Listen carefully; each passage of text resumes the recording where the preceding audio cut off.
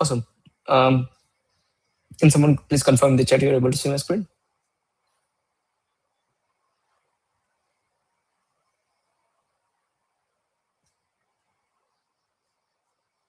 Okay, awesome. Thank you, Saru, for the confirmation. Let me just go into the presentation mode. All right. So session one for today, we'll go through the introduction to Splunk and architecture, the basics of Splunk. What is Splunk? We'll start from that scratch, and how does it work? How each and every component work, or what are the components involved in the same. We have planned for an hour, but we can even stretch if required. The agenda for today is what is Splunk overview and the use cases, Splunk architecture deep dive. We'll go through different components like forwarders, searcher, indexers, cluster manager, and so on. We'll go through different components and licensing as well. What are the license models available in Splunk? We'll go through the navigation of the Splunk Web. I have the Splunk available on my own system, as well as I have one of the Splunk Cloud, which I can showcase to you as a part of the session. And then at the end, we'll go through any questions, answers, and just a quick recap and what is planned for the next sessions. So without further delay, let's get started. All right, what is Splunk? It's basically a platform for searching, monitoring, and analyzing the machine generated data. I'm pretty sure if you're in this session looking over Splunk, you must have heard the term at least, or understand why it is being used. So typically data from various sources, let's say firewall events, or something from the website, or it can be from the database table, your mobile devices, or some of the IoT devices. It ingests the events from across your organization. It can be as simple as your Active Directory changes that a security team is interested in, or a firewall, or some network activity that your security as well as your operations team is interested in. Or it can be some business related information, let's say website clicks, or the cart information, or inventory information that typically an operation team is interested in. So basically, it's a platform where it ingests the data from logs, metrics, events, click streams from the websites, or through APIs, or through IoT devices, through a devices like Edge Hub. It ingests the events. It was originally built for the log analysis. The first and foremost, the problem statement, probably 15, 17, 20 years back was, instead of going through a log file, .log file, or let's say something from the syslog or so, instead of searching for such events, why don't we have one platform where everything gets ingested and we can have a search? So that's where in the bottom, I mentioned something like Splunk coined the phrase as Google for the machine data. That means that any machine generated events or the log file you can ingest and you can search it like we Google. So it was originally built for the log analysis. Now it has a full-fledged observability, functionality. Splunk observability now itself is one of the separate tool apart from enterprise, and of course the same platform as well, where you have enterprise security. There are two deployment models available. So whenever you go to the customer and they say that, hey, we use Splunk, first and foremost you want to confirm, are you using enterprise edition or a Splunk cloud edition? How both differs, will come to that in the next slides. But the basic idea is, with Splunk Enterprise, you manage your entire cluster or your environment, and with Splunk Cloud, at least a part of components, which is searcher, cluster manager, and the indexers, is managed by Splunk altogether. Of course, the price varies for both, because at one side you are managing the things on your own, versus on Splunk Cloud they have their own NOC team and SOC team and operations teams, and all, who looks over your environment. So and there are, both the sides have good amount of customers. It's not one is better than other, or so. It's more on the preference and the organization policies. So first and foremost, if someone says that, hey, we want to have a Splunk environment available, or hey, we are using Splunk in our organization, this is the first question you wanna ask, that, hey, is it Is it Splunk Enterprise that you manage on your own? Again, we call it on-prem environment, but that itself can be on Azure, on AWS, or a physical box on your floor. So it is still called as enterprise, even though it is hosted on cloud, but that is managed hosted. That is something you manage on your own versus a Splunk cloud hosted or managed, where Splunk takes care of your environment. So that's the two deployment model basically available for Splunk to host. And yeah, as I was mentioning, it is typically used by IT ops, security, DevOps, business intelligence, or operations team, we can say, for the log analysis. And that's where the core of these sessions are to. This series is not for a Splunk admin, because they typically know indexes.conf, prof.conf, how to ingest the events, everything. The series, or the 7 sessions, would be for someone who are outside of the same team, who wants to understand how Splunk works from scratch. Awesome. So typically, there would be two type of Splunk user in any org. It can be someone from IT and DevOps, or we usually term that as an operations team. And second would be a security team, who are more interested in the security events altogether. So a bit of comparison, or additional points, I would say, not the comparison. IT and DevOps care more for the application performance monitoring. We call it APM, infrastructure health dashboards, or log aggregations across the microservices. So let's say there is one mobile application that you have built, or there is one web application where there are hundreds of microservices are communicating with each other, and you want to monitor at any given particular second if there was an issue. The issue was because of which platform, or which microservices, or which specific host altogether. That's where you ingest the events from all, and you have alerts on top of that. So that's a typical ops use case, you can say. Again, a term incident detection and response may trigger you more on the security side whenever you hear incident, but it can be for the operations as well. A microservice being down, or and host entirely being down, also affects the operations team. So they use it for the incident detections and response, and capacity planning and forecasting. So on top of Splunk, there are two major or well-known applications. One is ITSI, IT Services and Intelligence, and second is ES, Enterprise Security. So left side, you can say the use cases are more for the either for the normal enterprise edition, or ITSI on top of the enterprise. And the right side of the world is more on the enterprise security. Now, both the applications are something we call it as an premium apps, which you have to install on top of Splunk, and which you have to pay with a different licensing mechanism as well. So one thing is you pay for the enterprise. You either go on per GB model, or you go on the vCPU based model. And on top of that, you can have one ITSI, which you have to pay additional, or enterprise security, or you can even have both as well. So ITSI is majorly used by IT and DevOps, where they monitor hundreds and hundreds of services, or KPIs. We say in ITSI term.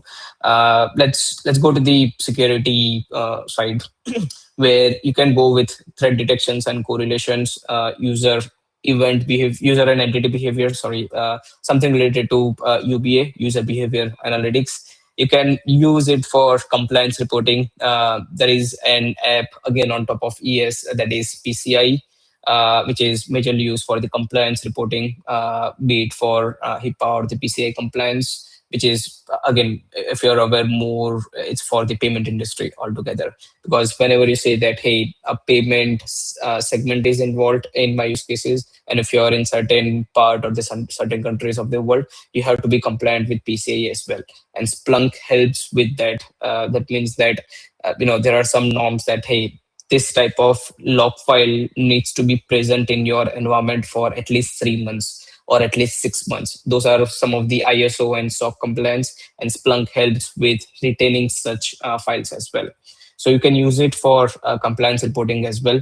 Uh, as simple as SOC dashboards and the alerting. You might have seen, some TV screens in the organizations where they report the health of the environment or their, operations services. So that's more on the security. And last but not the least, a Splunk SOAR for the automation, where you take automated response based on the alerts that is being generated from Splunk. For an example, if you find any suspicious IP address, you have one SOAR playbook running, which will directly block that IP address logging into your firewall. So you can take such automated responses as well. Any questions so far on what is Splunk or some of the use cases?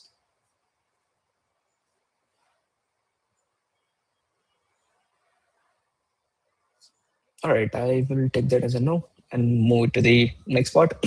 Splunk architecture and the components. So how how an event actually gets ingested in Splunk, because there are so many components in between, and each component will have its own set of role to play in the entire architecture. So first and foremost, the basics are the forwarders. It can be in the thousands and thousands of numbers in your environment. For example, the laptop that you are using can have a Splunk Universal Forwarder agent to grab the events and forward it to the larger Splunk environment. Or you can have UF on your Active Directory server or some syslog host where there are a bunch of files being written. So it all starts with forwarder. Now it's not something that through forwarder only you can grab the events. There are different ways as well. Let's say through API or through port monitoring. We'll go through that as well, probably in fourth or fifth sessions on how many ways you can ingest the events in Splunk. It can be through HAC or the HTTP event collector as well. But the basics is there are two types of files available. You can say downloadables available. One is the forwarder agent, and one is the actual enterprise edition. So the forwarder agent is this, and rest of all of the roles are shared through a one file download itself, that is Splunk Enterprise. So that enterprise download can act as an indexer, it can act as a searcher or a cluster manager or even a heavy forwarder. The second major difference is forwarder are typically lightweight, which is mentioned somewhere over here. Probably 25 to 30 MB of package, and the job is just to grab the events, do very basic parsing, and just forward that events. And the numbers can be in thousands and thousands. Whereas the other components do have UI, whereas forwarder or the universal forwarder does not have a UI. The rest of the components do have UI, and the numbers are typically not in thousands, maybe 100 in terms of indexer in a very large customer environment. But this other components would be in handful of amount only, let's say 10 indexers or 15 indexers. So that's the basic difference. If someone asks that, hey, what type of downloadables are available in Splunk? So one is forwarder, which you can easily download from the splunk.com website. You can have that available. You don't need any license or something for the forwarder. Whereas second is the enterprise package, which can act as any of the role. Okay, so the next is indexers, which as the name suggests, it indexes the data. That means that it receives the events, it parses the events. That means that the index type extractions, which means that some of the fields that you want to have available, or the line breaking altogether. Let's say if you have thousands of lines, Splunk needs to understand that after what component or what row it needs to parse that as a new event altogether. So Indexer does that, and it stores the data in compressed indexes. We'll go through what is index once I share the web UI of this Splunk altogether. But this is more on the theoretical basis on what each component is. So indexers, the job of indexer is to receive, parse, and store the data in compressed files. Now, how does the comparison works? What is the ratio and all? It's one of the secret sauce of Splunk. Even let's say you ingest 1 GB of file, and if you see that on the indexer, that file might look like, or that entire event may look like 600 MB or 500 MB of events only. So it does around 30 to 50 percentage of the deduction, depending on the type of data and the repeatable characters that you have in those events. So indexer does the compression as well. That's where the word is specific to compressed indexes altogether. Next is searcher, which runs the user searches and distributes the query across the indexers. So in your organization, if you're using Splunk, and if you have a URL where you log in, that's where you are actually logging into searcher itself. You will, as an end user, if you're not a Splunk admin or someone from the same team, you will never get to see, or you will never touch indexer or deployment server or any other components. All you will always work from the UI is searcher. So it runs the user searches and it distributes the queries across the indexers. Now, why it needs to distribute the query? Why we have multiple set of indexers? Why not just two indexers which with a large size or the memory? We'll go to those concepts in a bit. So the task of searcher is to provide a user interface for the users to build alerts or run searches or build some dashboards and get alerted at the time of the incidents. Next is deployment server, which manages and it push the configurations to the forwarder at scale.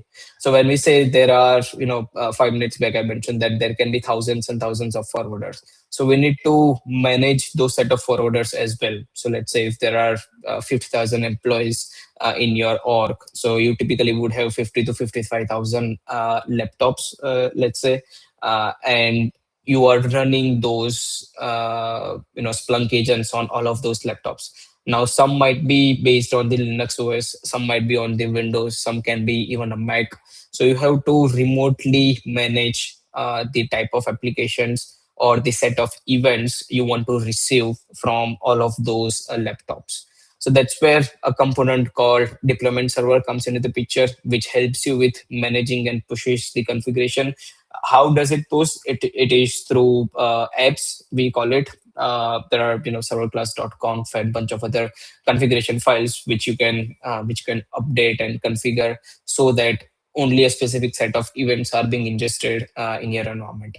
But at a scale, how do you manage all of the UEFs and what to ingest from those endpoints or end devices is through deployment server. Again, it will have a UI. You can configure which set of data needs to be available from what set of endpoints. Next up is heavy forwarder. It is like a universal forwarder, but with some additional capability where it can filter, mask, and route the data before indexing. Now, heavy forwarder in a layman terminology shares the load from indexers. So ideally, indexer needs to do two tasks. One is to parse the events, let's say timestamp configurations, or you can say event merging and so on. And second is to store the data. So indexer in a typical environment or a smaller environment does two jobs: parse the events and have that available in the compressed formats. Now, in order to have the parsing component shared, what we do is we have that available through a heavy forwarder. Now, heavy forwarder does the job of parsing, filtering, and masking the events, and indexer is only focusing on compression of the events and the replicable copy and the searchable copy. A bit one step further on the replicable and searchable copy, but you just understand as of now the information required is instead of doing two jobs, indexer will just do one job of compressing the events and have that available in the buckets, and heavy forwarder will share the other load of parsing altogether. And the next step is cluster master, or since last 3 or 4 years we call it cluster manager, which coordinates the indexer cluster for HA and redundancy. So if you're ingesting terabytes and terabytes of events in your environment, you want to have those events preserved, and even if some of the indexers are down, you still want to have the searchable copy available. That means that let's say out of 100 indexers, if 20 indexers are down, you still want to have your architecture in such a way that rest of the 8 indexers share the load, and whatever events that were available from those 20 indexers are still available through rest of 80. So that's called an HADR architecture, and that's where the concept of you know replicable copy and searchable copy comes into the picture, where you configure your cluster in such a way that whatever ingestion is there, or whatever events are being ingested, that buckets are having one additional copy of the data on a separate indexers altogether. So that's one of the major job, to manage the copies of data. And the second most important job I would say for cluster manager is to help search it to look for where the events resides. So let's say if you have 100 indexers, not all indexers will have all of the data. It will always be segregated. So let's say 30 minutes of data can be available on this one, and rest of the 40 minutes of data can be available on some different indexers. Or even the distribution can be can be different for the architecture, but cluster master helps search it to look for that, hey, where that copy of the bucket is. So searcher, whenever you run a search query, it goes to cluster manager. It asks that, hey, I am looking for this many events for this time range for this index. Can you confirm where those buckets are available? So cluster manager replies to searcher that, here is the list of indexers, and here is the list of buckets that you need to look for. Then searcher then goes to indexers and request for the details of the bucket. Okay, so this might be too much of information, at least for the start of the session or the series. But all in all, what you have to understand is the data flow. So typically, from the source, it goes to the forwarder, then it goes to the indexer, then to searcher, and this is the end user, accessing the searcher and grabbing the information. Again, if you are not a Splunk admin, or if you're not from the same team, you'll only care for this component, that is searcher. And if something is down, if searcher is down, you may understand that, hey, everything in Splunk is down, which might not be the case. It can be just one of the component which is down. So for SIM admins, this is how it works, and this is what each of the component does its jobs for. And for the end user, this is searcher, and this is what you always care for. All right.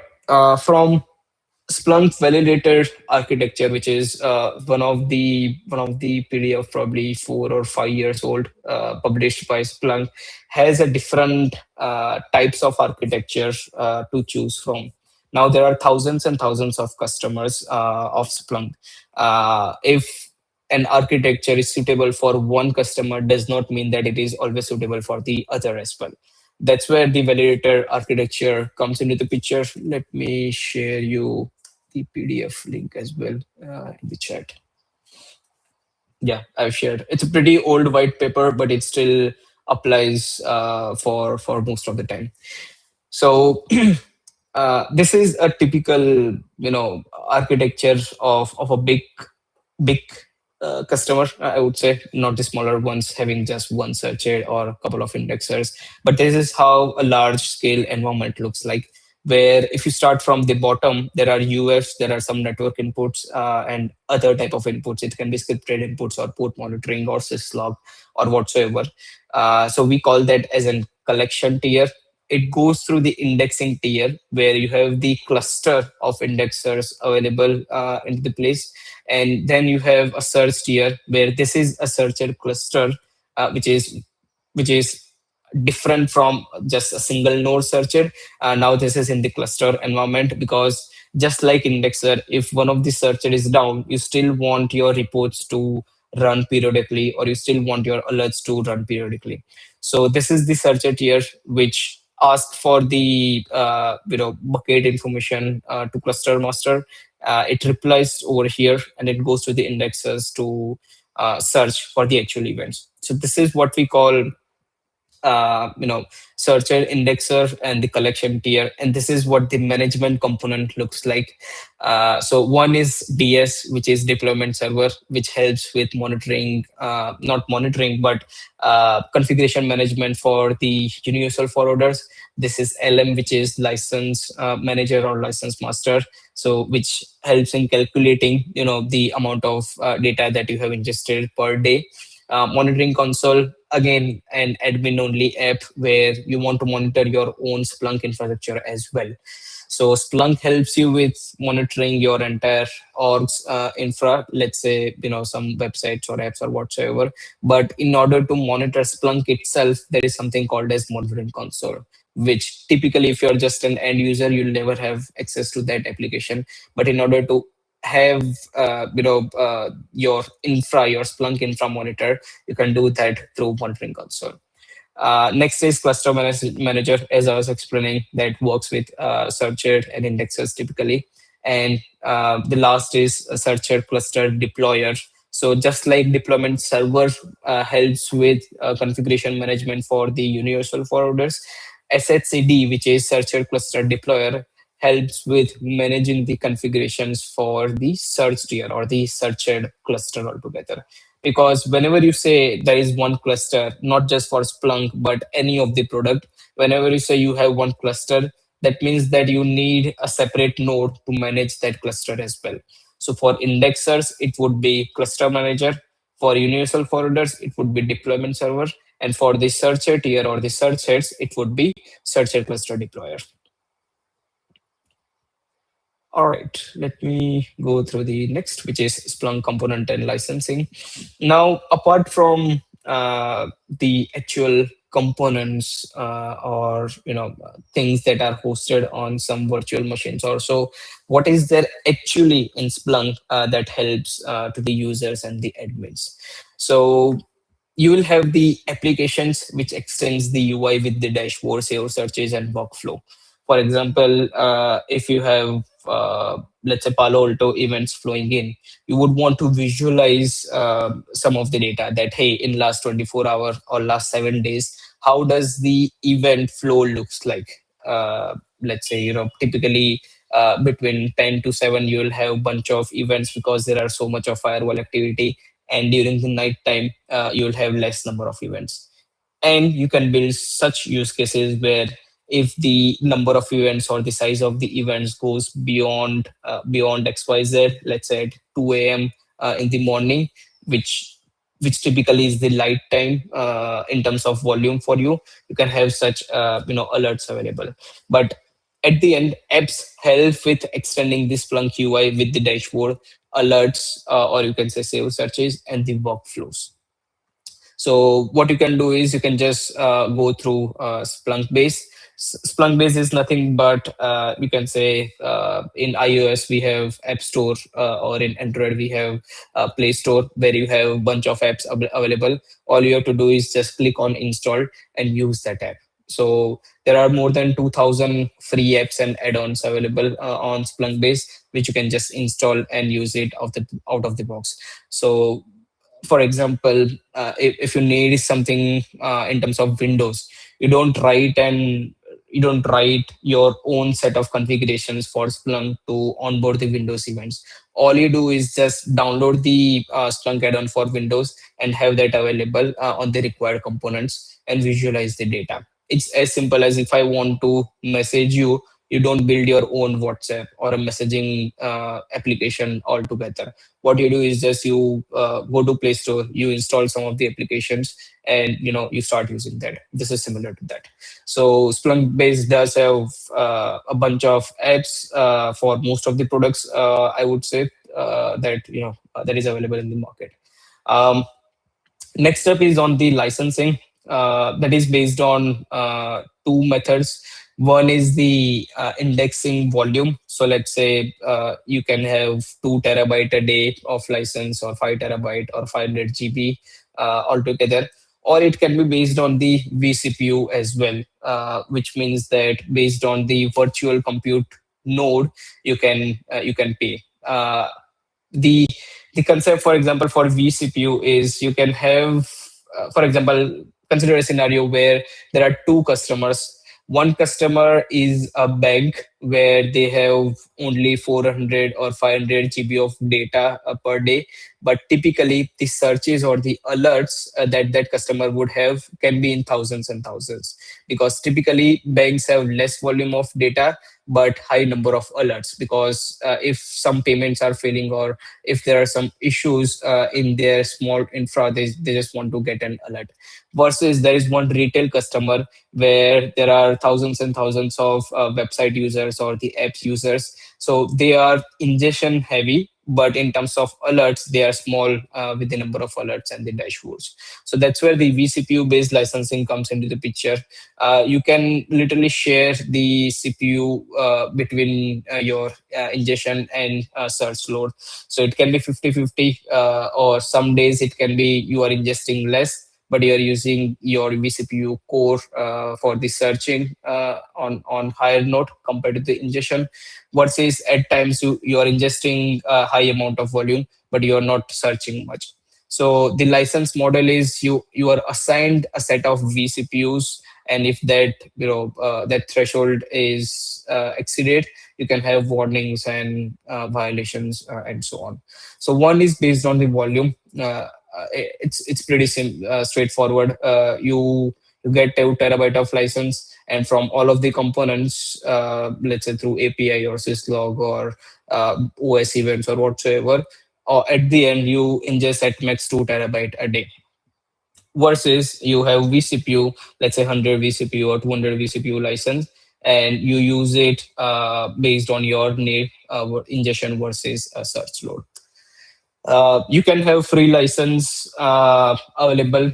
So if you're downloading Splunk for the very first time, you will get 6 months of license, 500 MB a day for free. Remember, it will have only one authentication, so it's not really no auth, which is mentioned over here, but no auth in terms of only you can log in, only admin can log in over there. There cannot be multiple users, and it doesn't go with the forwarding as well. So and similar to dev license, where you cannot have a cluster available with the developer license. Dev license is something different from the free license. If you're someone who works on the developing the Splunk apps or Splunk add-ons altogether, you can request for license. Splunk will give you 10 GB a day license, which would be valid for 6 months, and you can always renew after 6 months. So one is a free license of 500 MB a day whenever you download the Splunk binary from splunk.com. Second is dev license, and third, of course, is the enterprise license through sales stream altogether. And last is the concept of the Splunk Cloud, which is a managed SaaS offering of Splunk. And again, the ingestion or the licensing is same as enterprise. It can be built by ingest, which is per GB or per TB day model, or it can be a workload unit, which is vCPU as mentioned over here. And if you are working with add-ons or apps or anything, make sure to install the SIM or the Splunk Common Information Model add-on. What is SIM or why it is required, we'll go through in one of the other sessions in few weeks. Okay, navigating Splunk Web. So I'm going through theory part as of now, and after a few minutes, I'll showcase the actual Splunk as well, both enterprise as well as Splunk Cloud. So one is a Splunk Home app, the launcher and the announcement that you can see. Actually, let me share this itself.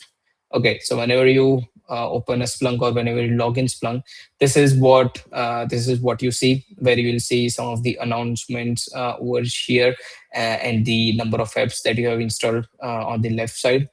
Uh, Second is search and reporting apps, which is primary search interface.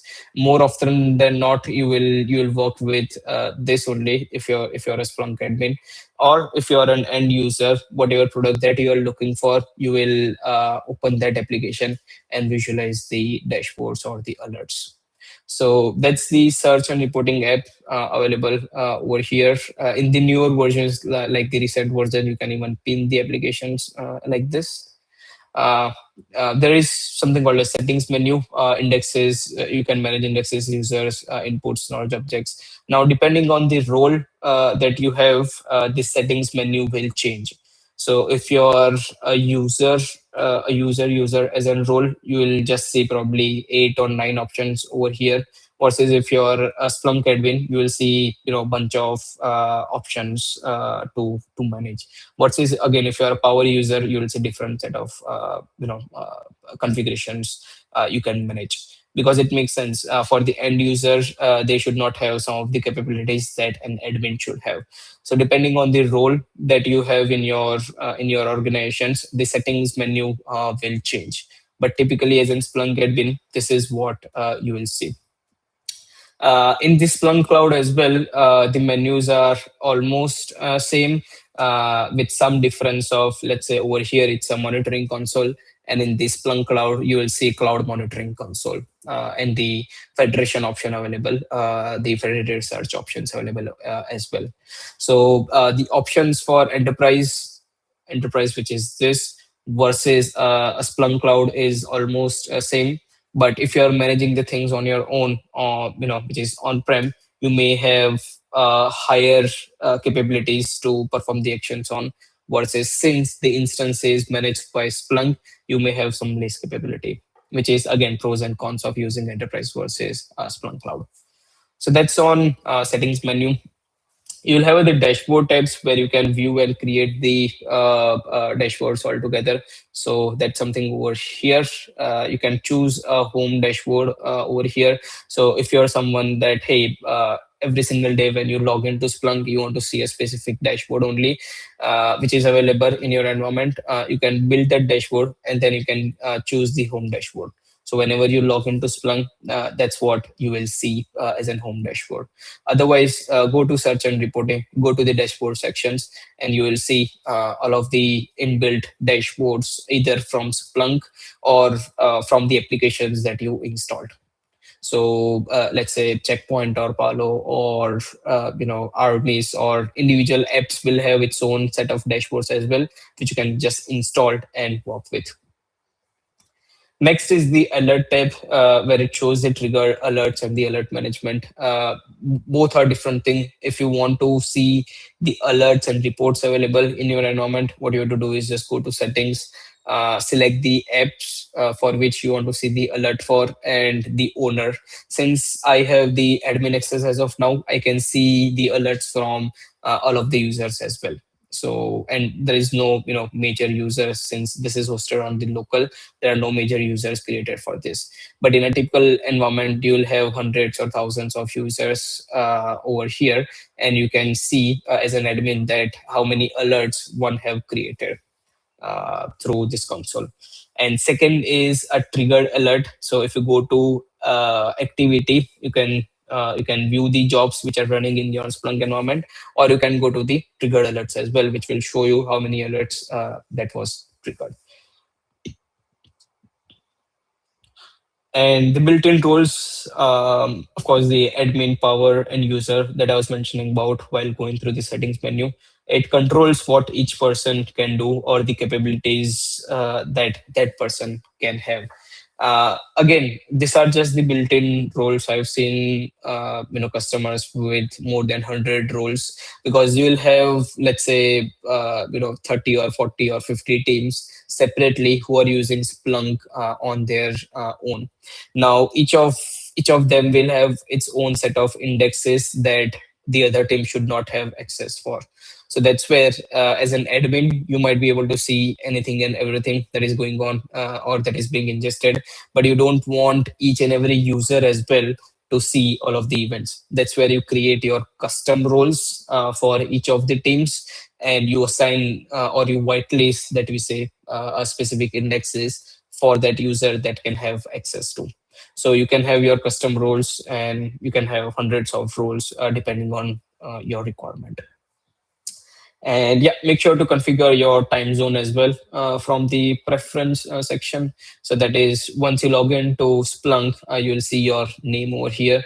You can go to account settings and preferences, and in order to view the events, in your time zone, you can configure your time zone as well. Otherwise, wherever the host is configured, it will show you the time zone. It will show you the events in that time zone. There are other options available as well if you're using Splunk for the first times.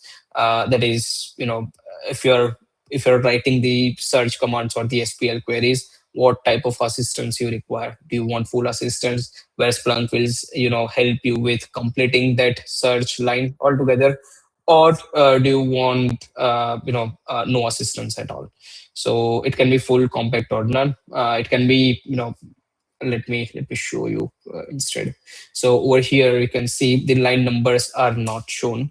If I'm going to uh, preference, let's say I don't want any assistance over here, and I'm refreshing. uh, let's say I'm running some search, so it is not giving you any suggestions or something over here. So if I'm going for preference and request for the full assistant, and I mentioned that we want line numbers and the search auto format as well, that's where you will see a line number over here, and it will help you like this on matching up the searches or the terms, or how you can complete your search altogether. So that's what you can do from the preferences section. And yeah, I think that is it for the intro. Key takeaways: Splunk is a universal machine data platform for searching, monitoring, and analytics of the machine generated data. The core components include forwarders, indexer, searcher, deployment server, but that's not the only components. You can have license master, cluster manager, deployer, and so on. The licensing is based on two methodology. One is volume based, that is per GB a day, versus a vCPU based license. You can download this Splunk from splunk.com, have that available in your local environment. You can access or browse the application from Splunk base, which have thousands and thousands of applications for free. And you can then play around with Splunk Web, that is, searching and reporting, create some of the dashboards, alerts, and so on. So that is it for today's session. The next one would be next Friday, 3 o'clock, on SPL, or the search processing language basics. So if you are someone who have access to Splunk already as an end user, and you want some help with writing the search altogether, that's what we'll go through in the next session. All right. Any questions from anyone?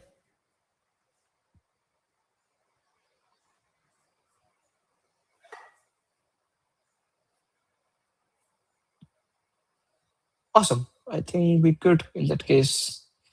Thank you everyone for joining. See you in the next one.